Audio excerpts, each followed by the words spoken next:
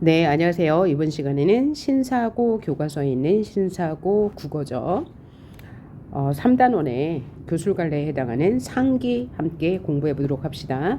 상기라고 했는데 상기라는 제목을 통해서 이 글의 갈래를 알 수 있네요. 기라는 것은 한문수필의 하위 갈래 중에 하나예요. 상은 코끼리 상자고요. 그래서 코끼리에 대한 기록이라고 할 수 있네요. 박지원 작가가 쓴 수필입니다. 수필이니까 교술갈래에 속하죠. 교술갈래라는 것은 필자의 경험과 깨달음을 전하는 글인데요. 이 한문수필은 4가지 하위 갈래가 있습니다. 기, 설, 서, 논 이렇게 4가지 갈래가 있는데 기와 설은 어떤 사물에 대한 경험과 깨달음을 전하는 글입니다. 서는 어떤 사물이 시작된 발단과 끝맺음을 기록한 글이고요. 논은 논리적으로 사물에 관해 옳고 그름을 밝히는 글이에요. 자, 고등교과서에서는 주로 기와 설의 갈래가 많이 나오죠. 기, 상기, 수호제기 이런 작품이 있고요. 설은 주홍설, 참화설 이런 설의 갈래가 있습니다. 설과 기는 공통적으로 어떤 사물에 대한 필자의 경험과 그에 대한 깨달음을 전달하는데 설 같은 경우에는 개인의 깨달음을 사회적인 문제로 확장하는 의견을 덧붙이기 때문에 사회적인 문제로 확장하는 양식을 보이고요. 기 같은 경우에는 필자의 이 경험을 통해서 일반적인 생각과 대비되는 독특한 작가의 개성적인 생각을 교훈을 통해서 전달하는 글이라고 생각하시면 될 거예요. 그래서 수필갈래니까 교술갈래니까 개성적인 글이다 라고 생각하시면 되고, 상기는 코끼리를 본 경험을 통해서 필자가 깨달은 바를 문답의 가정 형식을 통해서 다양한 비유 또 열거 또 유추 를 통해서 보여주고 있는 글이다라고 생각하시면 될 것 같아요. 그런데 이 상기라는 작품을 박지원이라는 작가가 왜 썼냐면 당대 조선 후기에는 사물의 이치를 획일적으로 보는 사상이 팽배했어요. 그래서 이와 기에 대한 연구가 활발했던 시기인데요. 이라는 것은 사물의 이치를 밝히는 거고 기는 사물의 작용을 밝히는 건데 이와 기에 입각해서 어떤 사물의 본질, 어떤 대상의 진실을 규명하려고 했어요. 이것을 비판하기 위해서 상기를 썼다. 그러니까 상기의 주제는 뭐가 되겠어요? 획일적인 잣대로 대상을 판단하는 것은 문제가 있다. 모든 대상은 변화무쌍하기 때문에 하나의 잣대로 판단해서는 안 된다. 그리고 모든 이치는 하늘이 정한 것이 아니다. 우연히 발생한 것일 뿐이다. 라는 생각을 전달하고 있는데요. 자, 구조는 기승전결의 구조로 이루어졌어요. 그래서 기 부분에서는 필자가 코끼리를 본 경험 2가지를 대비해서 보여주고요. 승에서는 코끼리의 모습을 구체적으로 묘사하고 있어요. 그 다음에 전 부분에서는 사람들의 통념을 비판, 문제점을 지적하는 식으로 이야기가 전개되는데 이때 문답의 형식을 가정하여서 필자의 주장을 강조하고 있고요. 결 부분에서는 필자가 하고 싶은 말을 강조하고 있습니다. 그러면 내용을 파악해보고 전체를 한번 다시 정리해 보도록 할게요. 기 부분 봅시다. 만일 진귀하고 괴이하고 대단하고 어마어마한 것을 볼 양이면 먼저 선무문 안으로 가서 코끼리 우리를 구경하면 될 것이다. 여기서 선무문은요, 동물원이라고 생각하시면 되는데 중국에 있는 동물원이라고 생각하시면 돼요. 북경 근처에 있는 것일 거예요. 내가 연경에서 본 코끼리는 16마리였는데 모두 쇠사슬로 발이 묶여 움직이는 모양을 보지 못했다. 연경은 북경의 옛 이름입니다.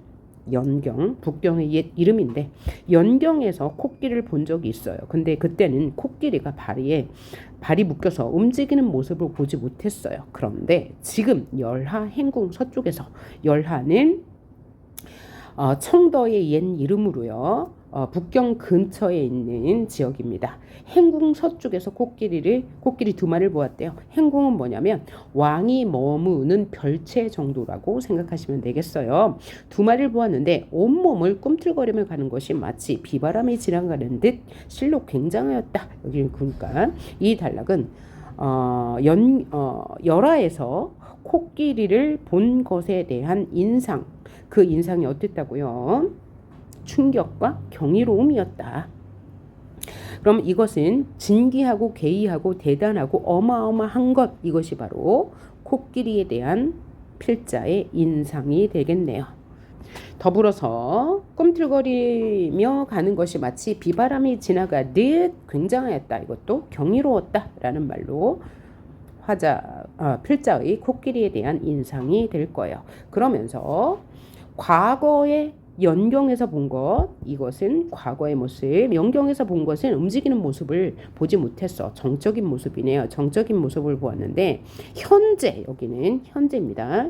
현재 어디 열화에서 청더라는 지역에서 코끼리 2마리가 움직이는 모습을 보았는데 그 모습이 굉장히 경이로웠다라는 모습을 대비하여 보여주고 있습니다. 과거의 코끼리를 본 모습, 연경에서 현재 열화에서 코끼리를 본 모습을 대비하여서 무엇을 강조하고 있나요?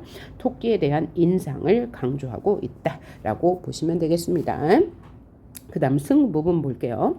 예전에 동해 바닷가를 새벽에 지나가다가 파도 위에 말처럼 서 있는 물체를 본 적이 있다. 그 물체는 뭘까요?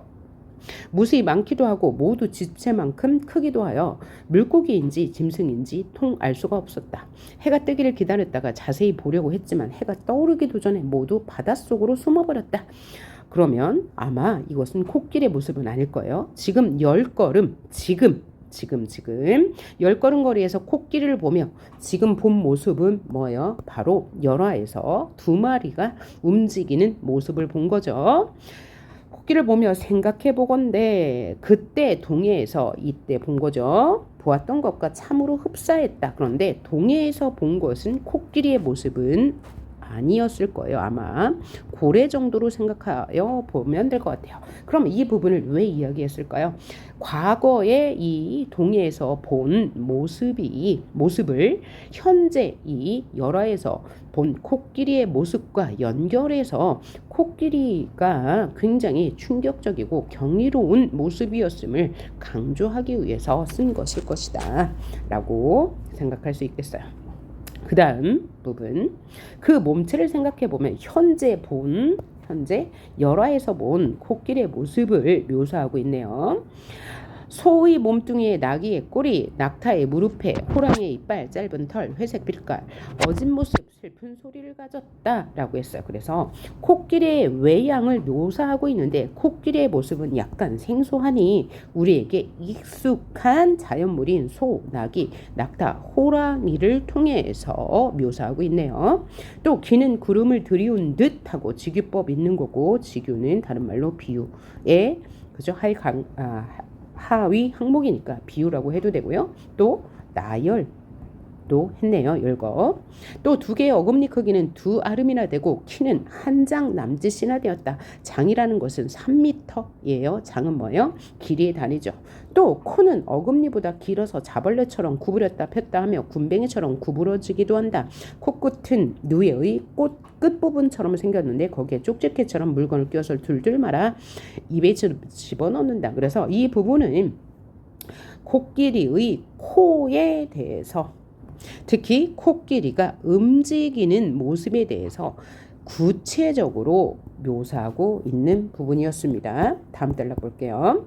전 부분으로 넘어갑니다. 기와 승에서는 코끼리를 본 경험을 이야기했어요. 현재 열화에서 2마리의 움직이는 코끼리를 본 모습과 과거 연경에서 움직이지 않는 코끼리의 모습을 대비하여 보여줬고, 과거 좀 코끼리와 흡사한 모습을 본 것을 연결하여서 코끼리에 대한 인상을 강조했고요. 코끼리에 대한 외양을 묘사했습니다. 전 부분은 일반 사람들이 갖는 생각을 뭐라고 그래요? 통념이라고 하죠. 일반 사람들이 갖는 생각과 대조한 필자의 생각을 보여주고 있는 부분이 전 부분이에요. 한번 봅시다. 어떤 사람은 코를 불이라 착각하고 다시 코끼리의 코를 찾는데 코가 이렇게 생겼을 거라고는 생각하지 못했기 때문이다. 그러면 일반 사람들이 코끼리의 코를 불이라고 착각한다고 이야기하네요. 그 이유는 코의 모습을 생각하지 못했기 때문이다 라고 이야기하고요. 어떤 사람은 코끼리의 다리가 5개라고 하고 어떤 사람은 코끼리의 눈이 쥐와 같다고 생각하지만 이는 대개 코와 어금니 사이에만 관심을 집중했기 때문에 그렇다. 그러니까 코끼리 전체 모습을 생각하지 않고 일부분에만 집중한 거죠. 코와 어금니 사이에만 집중하니까 코끼리의 눈이 쥐와 같다고 생각한다. 이거는 다 뭐예요? 일반 사람들, 어떤 사람의 생각인 거예요. 몸뚱이를 통틀어 가장 작은 놈을 가지고 보기 때문에 엉뚱한 오해가 생기는 것이다. 대체로 코끼리의 눈은 매우 가늘어서 마치 간사한 사람이 아양을 떨 때 눈이 먼저 웃는 것처럼 보인다. 여기까지가 다 모두 어떤 사람들의 생각이에요. 어떤 사람들은 통념이라고 할 수 있겠어요.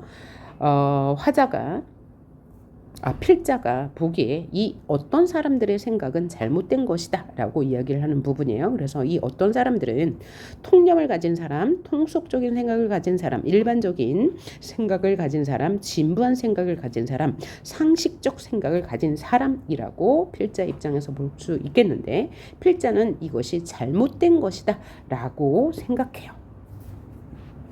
이 부분을 다시 보면 자, 어떤 사람들은요, 몸뚱이를 통틀어 가장 작은 놈을 가지고 판단하기 때문에 코끼리의 눈이 쥐와 같다고 생각하고 코끼리의 코를 불이라고 착각한다라고 이야기했어요. 그럼 여기서 나올 수 있는 숙답 뭐 있어요? 전체를 보지 못하고 일부분으로만 생각하는 건 뭐라고 그래요? 나무는 보고 숲은 보지 못한다 라는 속담 쓸 수 있고요. 또 하나는 하나는 알고 둘은 모른다 라는 속담 쓸 수 있고요. 또 논리적 오류로 본다면 성급한 일반화의 오류라고 볼 수 있죠. 성급한 일반화의 오류. 그죠? 하나를 보고 전체가 그럴 것이라고 잘못 생각하는 오류라고 보시면 되겠네요. 여기서는 이게 중요하고요.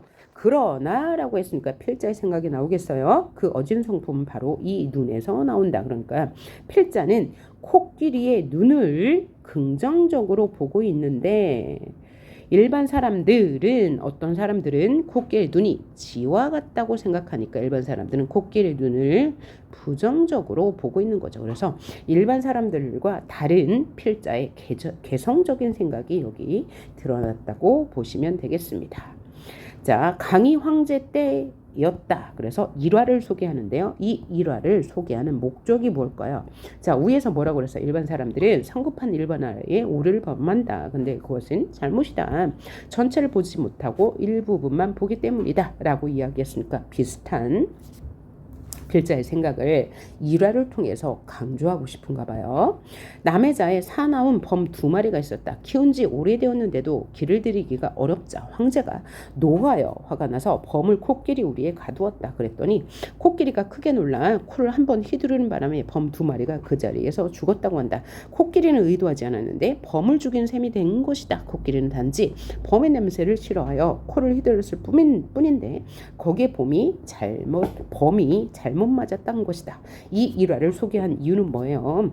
강희 황제 때 이 범을 길들이기 위해서 코끼리 우리에 집어넣는데 코끼리가 우연히 그 범의 냄새가 싫어서 코를 휘둘렀는데 그로 인해서 범이 죽었다. 이것은 코끼리가 의도한 바가 아니고 우연에 의해서 범이 죽은 것이다. 즉 이를 통해서 필자가 말하고자 하는 것은 어떤 대부분의 일들은 의도와 관계없이 우연적으로 발생한다는 것을 강조하기 싶었기 때문에 이 일화를 제시한 거죠. 이를 통해서 필자는요, 삶의 본질이 무엇인지 다음 내용에서 확장해서 보여주고 있어요. 한번 볼까요? 사람들은 세상의 사물 중에 터럭만한 작은 것이라도 하늘에서 그 근거를 찾는다. 위에서 이 일화에서 보듯이 사람들은 하늘에서 모든 사물의 근거를 찾으려고 한다. 이것은 뭐죠? 일반 사람들의 잘못된 생각이에요. 통념인 거죠.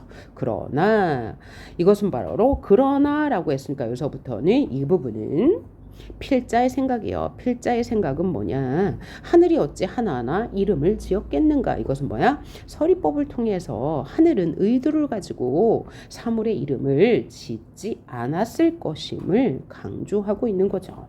형체로 말하자면 천이요, 성정으로 말하자면 견이요, 주제하는 것으로 말하자면 상제요, 오묘한 작용으로 말하자면 신이라 하니 그 이름도 다양하고 일컫는 것도 제각기다. 그러니까 하늘의 이름도 그 기준에 따라 천, 건, 상제, 신 혹은 그 밑에 보면 조물이라고도 하는데 하늘이라는 큰 대상도 그 기준에 따라 이름이 다양한데 어떻게 사물의 본질을 고정하여 규정할 수 있겠는가? 즉 사물의 본질은 고정불변하는 것이 아니고 가변적이다.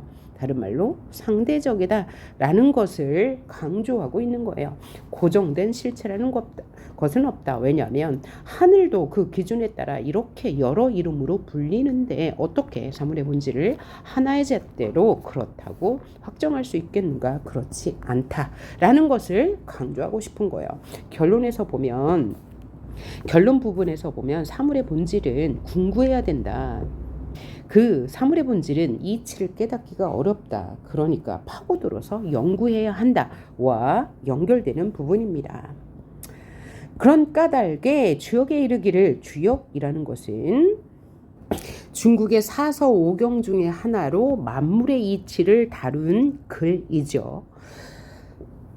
거기에서는 하늘이 혼돈에서 만물을 만들었다라고 하였다. 이건 뭐죠? 주역을 인용하였죠. 왜 인용하였을까요? 한번 볼게요. 혼돈이란 그 빛이 검고 그 모양은 흙비가 내리는 듯하여 비유를 하자면 새벽이 되었지만 아직 동이 트지 않은 때에 사람이나 사물이 분별되지 않은 상태와 같다. 나는 알지 못하겠다. 캄캄하고 흙비 자욱한 속에서 하늘이 과연 어떤 물건을 만들어냈을까? 국수집에서 보리를 갈면 작거나 크거나 가늘거나 굵거나 할 것 없이 뒤섞여 바닥에 쏟아진다. 무릇 맷돌의 작용이란 도는 것일 뿐이니 가루가 가늘거나 굵거나 무슨 의도가 있겠는가? 의도가 없을 것이다 라는 서리법을 통해서 강조하고 있는데 주역에서 말하기를 혼돈에서 만물을 만들었다고 이야기했어요. 그러면 이 주역의 말을 인용해서 어떤 말을 하고 싶은 거예요? 하늘은 어떤 의도를 가지고 만물을 만든 것이 아니고 우연히 만든 것임을 강조하기 위해서 주역을 인용했다라는 거죠. 의도나 질서를 가지고 하늘이 어떤 만물을 만든 것이 아니다. 무엇과 같이요? 자, 맷돌의 작용과 같다. 맷돌의 작용이란 도는 것일 뿐 국수집에서 국수를 뽑아낼 때 가늘고 굵은 것을 의도하여 뽑아낸 것이 아니라 우연적으로 가는 것도 나오고 굵은 것도 나온다라고 이야기하고 있어요. 그래서 주역의 말을 인용해서 하늘은 의도를 가지고 만든 것이 아님을 강조하고 있고요. 또한 맷돌의 작용에 빗대어서 하늘은 의도를 가지고 만물을 만든 것이 아님을 한 번 더 강조하고 있습니다. 자, 맷돌이 의도를 가지고 국수를 가늘고 길게 뽑은 것이 아닌 것처럼 하늘도 의도를 가지고 만물을 만든 것이 아니다 라고 이야기하니까 비유 또 유추를 사용해서 하늘은 의도를 가지고 만물을 만들지 않았음을 강조하고 있네요.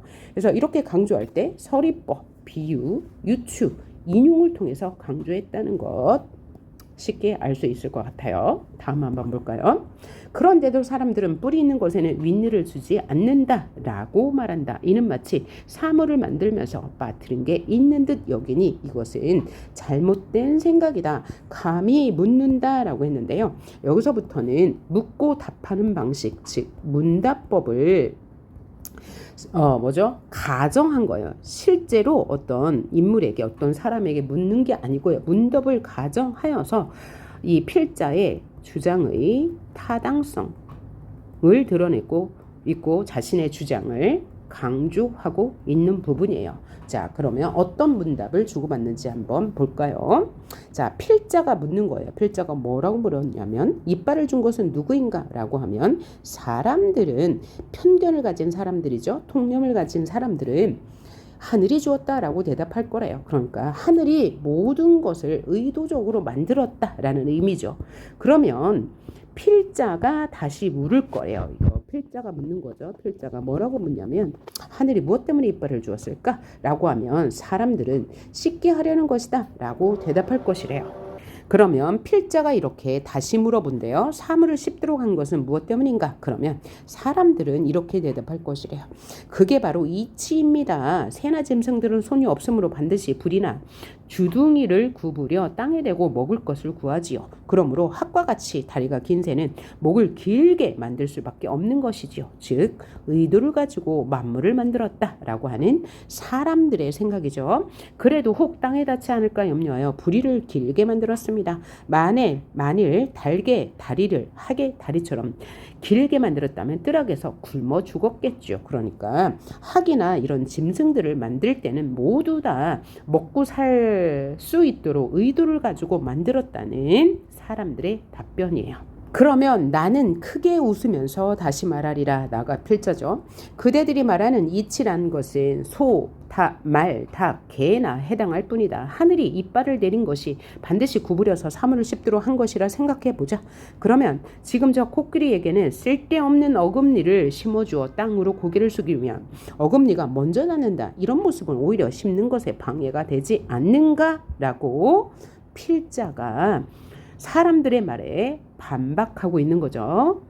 자, 사람들이 뭐라고 말했어요? 하늘의 의도를 가지고 뭐 주둥이, 부리 이런 것을 만들었다고 했죠. 그랬더니 필자가 그대들이 말한 하늘의 이치는요, 소, 말, 닭에게만 해당하는 것이다. 하늘이 이빨을 내린 것이 반드시 구부려서 사물을 짓게 하려는 의도라고 한다면 코끼리는 쓸데없는 어금니를 주어서 오히려 씹는데 방해가 되지 않느냐라고 반문이라고도 하죠. 반문했어요. 그랬더니 어떤 사람은 이렇게 말할 것이다. 그것은 코가 있기 때문입니다. 라고 사람들이 재반박하는 거죠. 그러니까 사람들은 하늘의 의도를 가지고 코끼리의 어금니를 만들었는데 코끼리가 음식을 먹을 때 이렇게 불편한 이유는 코가 있기 때문에 불편하다라고 사람들이 재반복했어요. 그랬더니 나는 다시 이렇게 말할 거래요. 긴 어금니를 주고서 코를 핑계로 댈 양이면 차라리 어금니를 없애고 코를 짧게 하는 것이 낫지 않겠는가? 라고 필자가 말했죠. 그랬더니 더 이상 우기지 못하고 슬며시 굴복하고 말 것이다. 만다라고 얘기했어요. 그러니까 사람들은 필자의 말에 동의한 거죠. 사람들은. 필자가 말한 것은 뭐예요? 어금니를 주고서 코를 핑계로 댈 양이면 차라리 어금니를 없애고 코를 짧게 하는 것이 더 낫지 않은가라는 것은 만약에 이치대로 한다면 코와 어금니를 둘 다 주지는 않았을 것이다.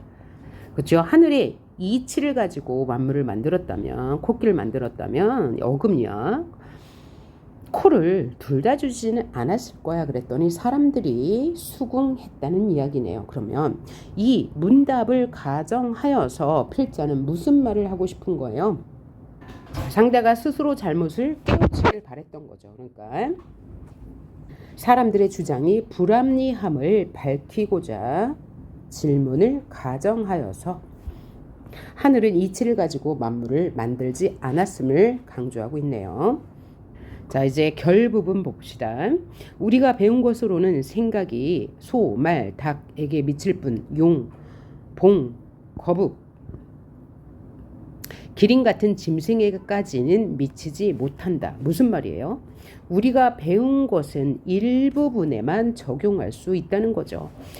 그 중에서 소, 말, 닭은 작은 짐승이고 용, 봉, 거북, 기린은 큰 짐승이죠. 또 소말닭은 주변에서 흔히 볼 수 있는 동물이고 용봉 거북기리는 흔히 볼 수 없는 동물이에요. 볼 수 없는 동물. 그러니까 우리가 아는 지식은 아주 일부에만 적용할 수밖에 없다. 다른 부분에는 적용이 되지 않는다. 이 말은 다시 말하면 우리는 일부만을 알 뿐이니까 하늘의 이치로 일부의 지식으로 전체를 판단해서는 안 된다. 다시 말하면 획일적 사고에서 벗어나야 한다. 라는 것을 보여주고 있네요. 코끼리가 범을 만나면 코로 때려 죽이니 그 코야말로 천하무적이다. 그러나 쥐를 만나면 코를 둘 데가 없어서 하늘을 우러러 멍하니 서 있을 뿐이다. 이건 뭐죠? 우연에 의해서 아까 전 부분에 나왔던 그 일화죠. 코끼리가 범을 만나서, 그죠? 코끼리가 범을 만났을 때 범의 냄새가 싫어서 코를 잠깐 휘둘렀을 뿐인데 범이 죽었고, 그런데 쥐를 만나면 그냥 하늘을 우러러 보았다. 그러니까 코끼리가 쥐가 무서워서 죽이지 않은 것은 아니다. 그러니까 모든 것은 우연적으로 일어난다. 라는 것을 코끼리가 범을 만날 때와 쥐를 만났을 때의 상황을 대비하여서 강조하고 있네요. 무엇을 강조해요? 고정된 관념으로 대상이나 현상을 인식하는 것은 잘못이다. 라는 것을 강조해요. 그렇다고 쥐가 범보다 무서운 존재라면 조금 전에 말한 이치가 아닐 것이다. 무릇 코끼리는 오히려 눈에 보이는 것인데도 그 이치를 모르는 것이 이와 같다. 그러니까 우리가 눈에 보이는 것도 이치를 모르는데 하물며 천하만물이 코끼리보다 만배나 더한 것이매랴라는 의문형 진술을 통해서 서리법을 통해서 우리가 모르는 것은 너무나 많다는 것을 강조하고 있네요. 그러므로 성인이 주역을 지을 때 코끼리 상자를 취하여 지은 것도 만물의 변화를 궁구하려는 것이다. 주역의 말을 다시 한번 인용해서 만물을 궁구해야 함을 강조하고 있네요. 만물의 변화를 궁구하다라는 말은 만물의 변화를 파고들어 연구해야 한다라는 것을 강조하는 거죠. 왜냐하면 만물은 고정 불변의 것이 아니라 계속 변하기 때문에 연구해야 한다는 것을 강조한 거죠. 자, 결까지 보았고요. 이제 정리를 해보자면 기에서 코끼리를 본 경험을 제시하고 승에서는 코끼리에 대한 묘사, 그 다음에 전 부분에서는 일반 사람들의 통념을 제시하고 그에 대해 문제를 제기하는 방식으로 문답법을 사용했고요. 그 다음에 결 부분에서 만물은 고정불변의 것이 아니므로 만물의 변화를 궁구해야 한다라고 강조하고 있습니다. 그래서 정리를 해보면 이 글은 교훈적, 묘사적, 비유적, 또 유추적이라고도 할 수 있네요. 코끼리의 모습을 묘사했고요. 그 코끼리의 모습을 통해서 우리는 만물의 변화를 궁구해야 한다. 고정관념을 버려야 된다라는 것을 강조하고 있고요. 그 다음에 비유는 뭐야? 맷돌에 비유했죠. 그 다음에 코끼리의 외양을 묘사할 때 비유했고요. 또 열거법을 다소 사용했고요. 서리법, 또 영탄적 어조를 통해서 필자의 주장을 강조했고요. 또 문답법을 통해서도 강조했습니다. 제재는 코끼리를 본 경험에 대해서 이야기하고 있고요. 그래서 주제는 강조한 바와 같이 열린 시각으로 대상을 바라보는 것이 필요하다. 하늘은 세상을 만들 때 의도가 없었다. 고정불변의 진리는 없다. 만물의 변화를 궁구해야 한다. 이치는 깨닫기 어려우므로 노력이 필요하다라고 강조하고 있습니다. 비유, 유추, 묘사 등 다양한 수사법이 있고요. 열거도 있고 묻고 답하는 방식, 그 다음에 논리적 근거를 들어서 서의 통념을 반박하고 있고요. 성인의 말도 인용해서 주장을 강화했고요. 작가의 경험을 바탕으로 통념을 제시하는 철학적 진리를 전달하고 있습니다. 대어를 가정하여서 이 통념의 허점을 지적하고 있는 글이었습니다. 예, 수고하셨습니다.